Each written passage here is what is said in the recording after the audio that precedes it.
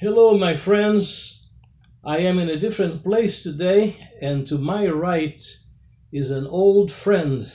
Not old in age, but due to our friendship go back to 1988 when we first met here in Fort Lauderdale, Florida.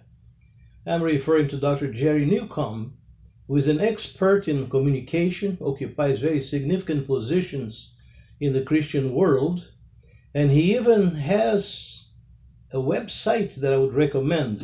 It is jerrycombe.com, jerrynewcombe.com.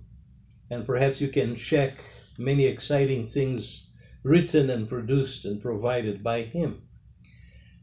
In these weekly brief videos, the thought came to mind, why don't you get someone to interview you? And I could think of no one better than Dr. NEWCOMBE, because that is what he does for a living day by day in Christian ministry. So I pass on the word to my good friend, Dr. Jerry NEWCOMBE. Well, thank you. So do you want me to actually talk with you about your blog posts? Is that your goal, the video blogs? Well, whatever you want to ask me, although Sure. That's part of the focus. Well, first of all, some people may ask, well, where does your unique accent come from? Well, I was born in Brazil, even though this year, 2018, I celebrated my 60th year since I left there. And I have been an American citizen 3 times longer than the time that I ever resided there. Yeah.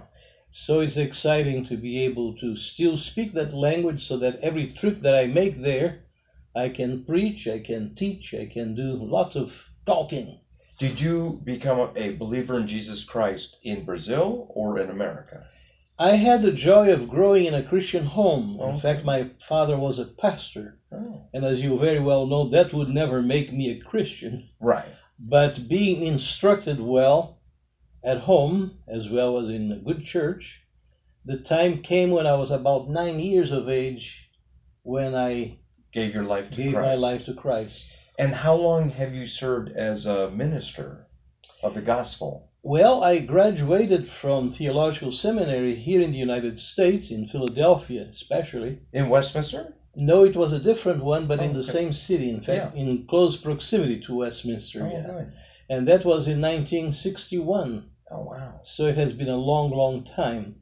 And of course, I had preached and taught and lectured even prior to that time, but that was the official date when everything had its genesis. So just to give us an overview, because I know for years and years when Dr. D. James Kennedy was the senior pastor, you were one of the associate pastors at Coral Ridge Presbyterian Church for at least about 10 years, I believe. Yes, 14 to be exact. Oh, okay, yeah. And then you were also working at Dr. Schuler's church at one point? Yes, prior to California? coming here, I saw actually the big structure known as the Cristo Cathedral to be developed. Yeah. And I was their minister of education. Oh, wow. And it was a marvelous experience as well. Huh. And I still carry with me wonderful things that I learned then and which I want to continue contributing in many ways as I carry on my work